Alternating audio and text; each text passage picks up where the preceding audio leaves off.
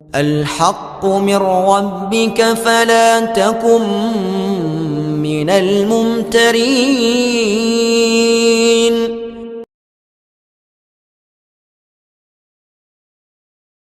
Dukun dakwah Al-Haqqu TV, pembangunan asrama, panti asuhan dan pondok pesantren Al-Haqqu, serta pembangunan Masjid Islamic Center Al-Haqqu.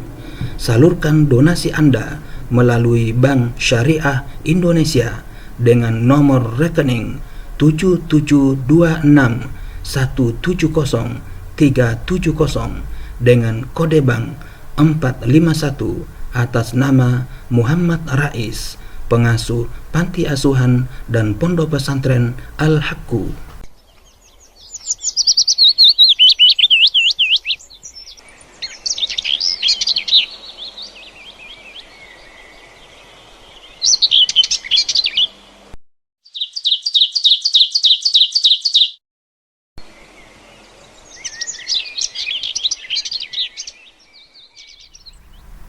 Assalamualaikum warahmatullahi wabarakatuh. Alhamdulillahi rabbil alamin. Wassalatu wassalamu ala nabiyyina Muhammadin wa ala alihi wa ashabihi wa man tabi'ahuda ila yaumiddin, amma ba'd. Para sobat Al-Haqqu TV dimanapun Anda berada, alhamdulillah kita bersua kembali di acara penyampaian khutbah Idul Adha, yang insyaallah kali ini materi khutbah Idul Adha kami ambil dari tulisan Profesor Dr. Dadang Kahmat dengan judul Meneladani Keberagamaan Nabi Ibrahim alaihissalatu wassalam. Baik, sebelum masuk ke materi, kita lihat sebentar sekilas tentang profil Profesor Dr. Dadang Kahmat MSI. Beliau lahir di Garut, Jawa Barat 5 Oktober 1952, merupakan guru besar sosiologi agama pada Universitas Islam Negeri Sunan Gunung Jati, Bandung, dan Sekolah Tinggi Agama Islam Muhammadiyah. Perhatian utamanya adalah bagaimana agama mempertahankan diri dari desakan modernitas dan perubahan sosial. Beliau juga aktivis Muhammadiyah, pernah dipercaya sebagai Ketua Pusat Studi Sunda. Beliau juga pernah menjabat sebagai pimpinan wilayah Muhammadiyah Jawa Barat periode 2005 sampai 2010. Saat ini menjabat sebagai salah satu Ketua Pimpinan Pusat Muhammadiyah yang membidangi pustaka dan informasi. Demikian sekilas tentang Profesor Dr. Dadang Kahmat, dan kita masuk ke materi khutbah Idul Adha dengan judul Meneladani Keberagaman Nabi Ibrahim alaihissalam, yang ditulis oleh Profesor Dr. Dadang Kahmat MSI. Mudah-mudahan Allah Subhanahu wa taala memberikan balasan kebaikan yang berlimpah dan semoga menjadi amal jariah bagi beliau. Mari kita mulai khutbah ini.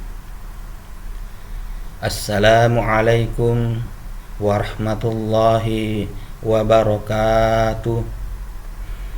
Alhamdulillahilladzi nahmaduhu wa nasta'inuhu wa nastaghfiruh wa na'udzu billahi min syururi anfusina wa min sayyiati a'malina. May yahdihillahu fala mudhillalah wa may yudlil fala hadiyalah. Asyhadu an la ilaha illallah wahdahu la syarikalah wa asyhadu anna Muhammadan abduhu wa rasuluh la nabiyya ba'da. Wassalatu wassalamu ala rasulillah nabiyyina Muhammadin wa ala alihi wa ashabihi wa man wala, amma ba'd. Faya ibadallah, usikum wa iyaya bitaqwallah haqqa tuqatih, faqad fazal muttaqun.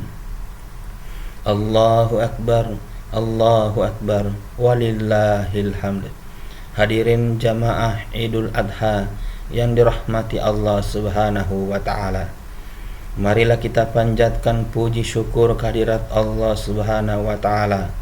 Salawat serta salam kepada Nabi Muhammad sallallahu alaihi wasallam, kepada keluarganya, para sahabatnya, dan pengikut semuanya hingga akhir zaman.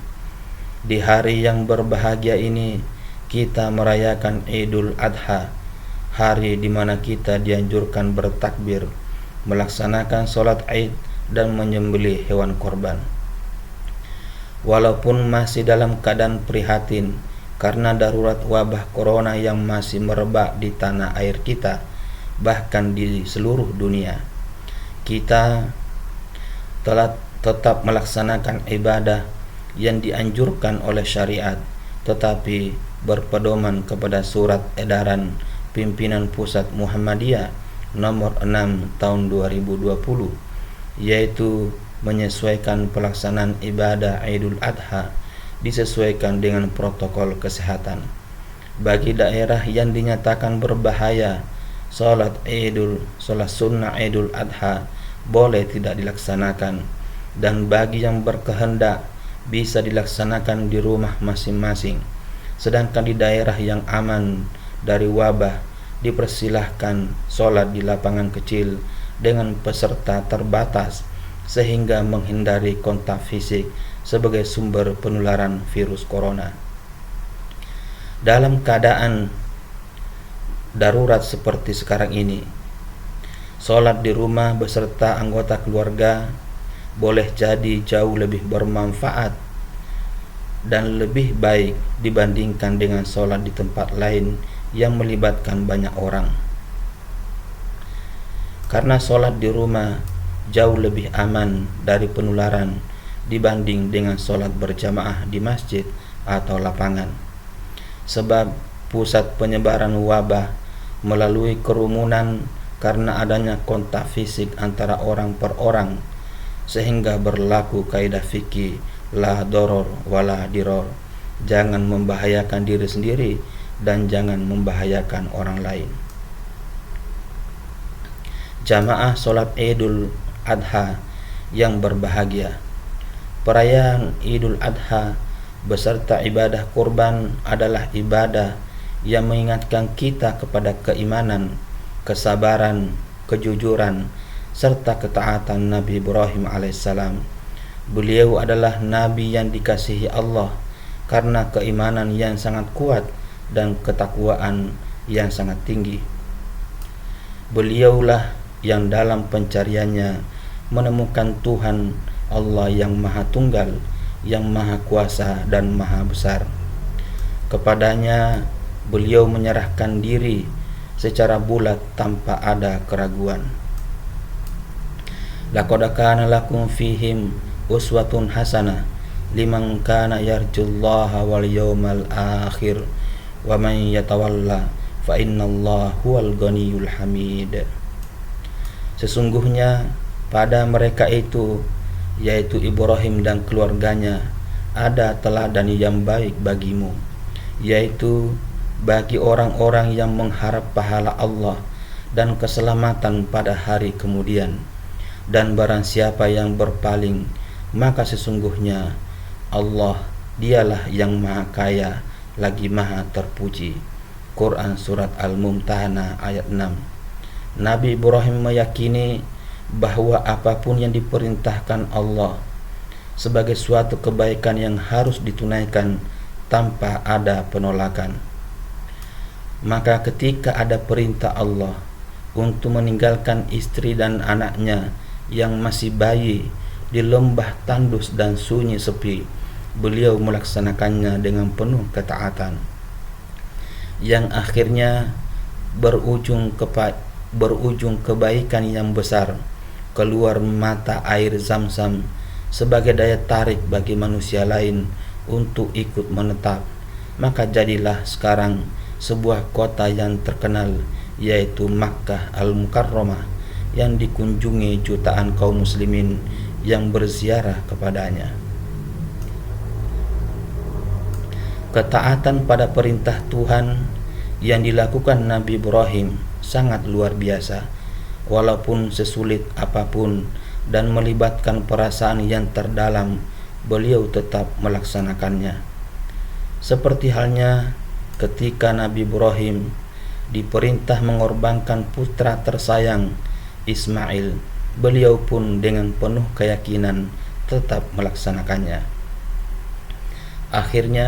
Walaupun akhirnya Allah mengganti kurbannya dengan biri-biri yang besar, tetapi beliau sudah tercatat dalam sejarah sebagai nabi yang sangat beriman kepada Allah dengan segenap jiwa raganya, mentaati perintah Allah dengan ketaatan yang luar biasa.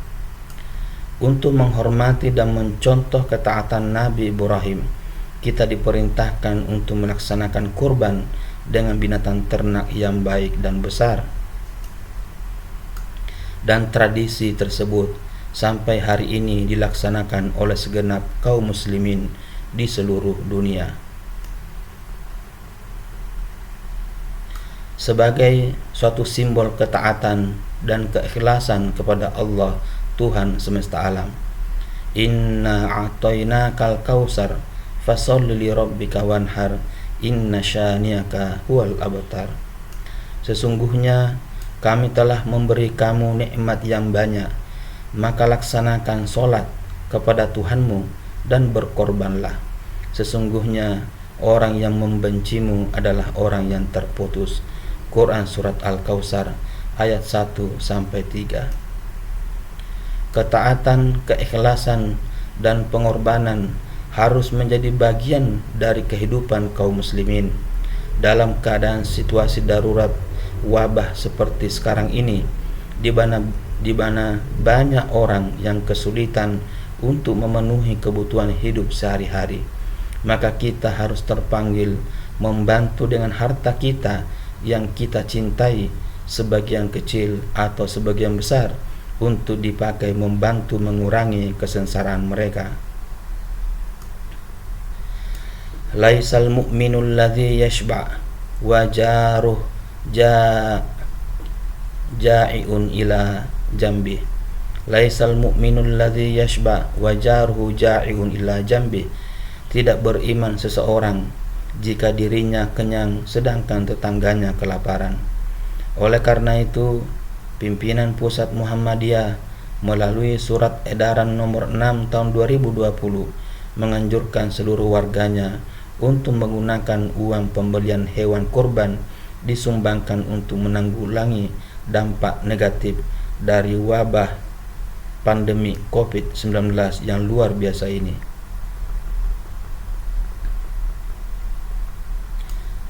Tetapi kecintaan manusia kepada harta terkadang sangat berlebihan sehingga menjadi cobaan berat bagi dirinya dan menjadi penghalang bagi ketaatan kepada Allah Subhanahu wa taala.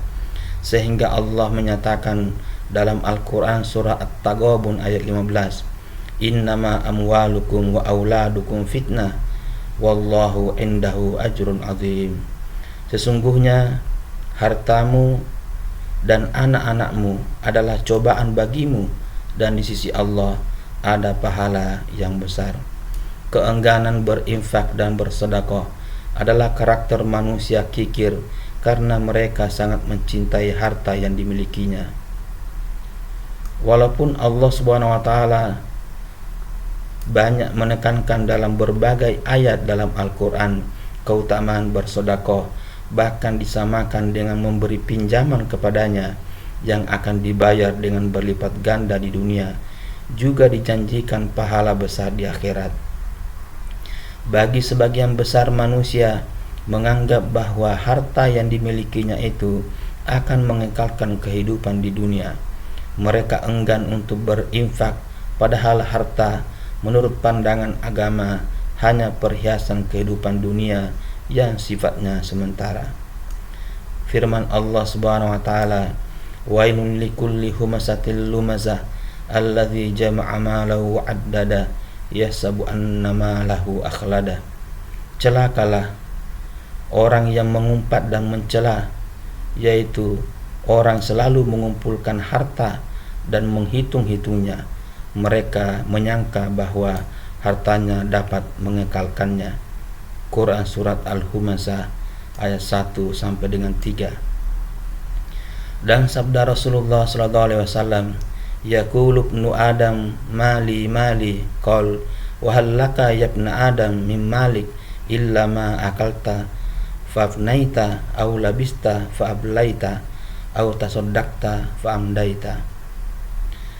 Anak Adam mengatakan, hartaku, hartaku, tidaklah kamu mendapatkan dari hartamu itu kecuali apa yang kamu makan sampai kenyang, apa yang kamu pakai sampai usang, atau kamu sedekahkan sehingga pahalanya akan terus mengalir. Hadis riwayat Muslim, At-Tirmidzi dan An-Nasai.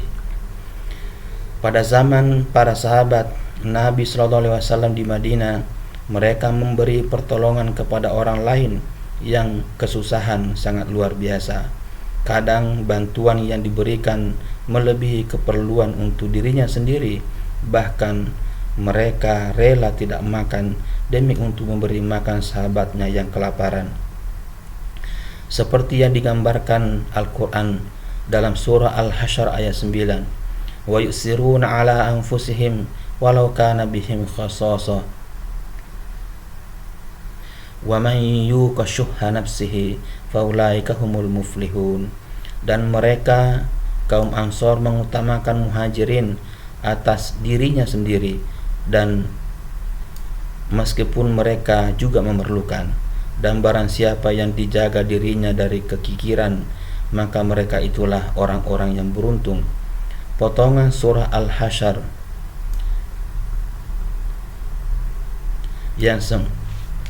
yang ke-9 tersebut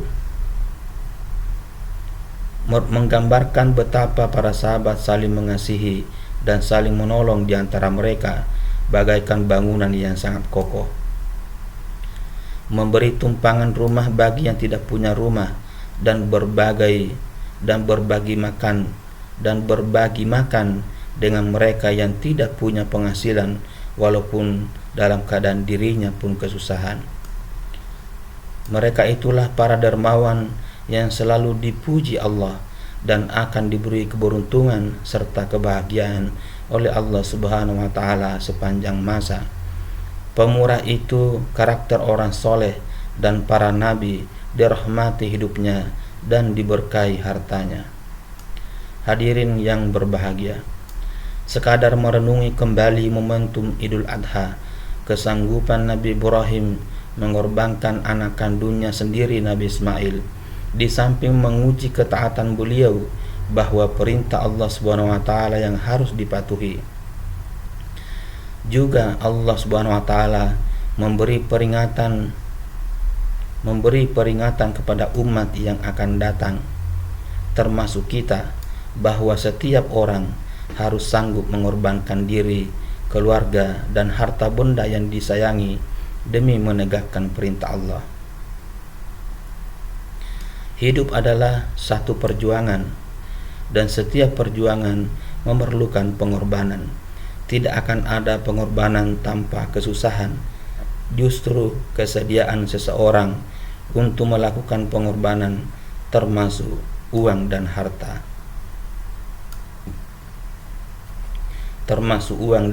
benda, tenaga dan waktu, akan benar-benar menguji keimanan seseorang. Peristiwa berkorban Nabi Ibrahim dan anaknya Ismail merupakan satu noktah kejadian yang dapat direnungi oleh semua manusia dari semua level usia dan latar belakang tingkat pendidikan. Dengan kata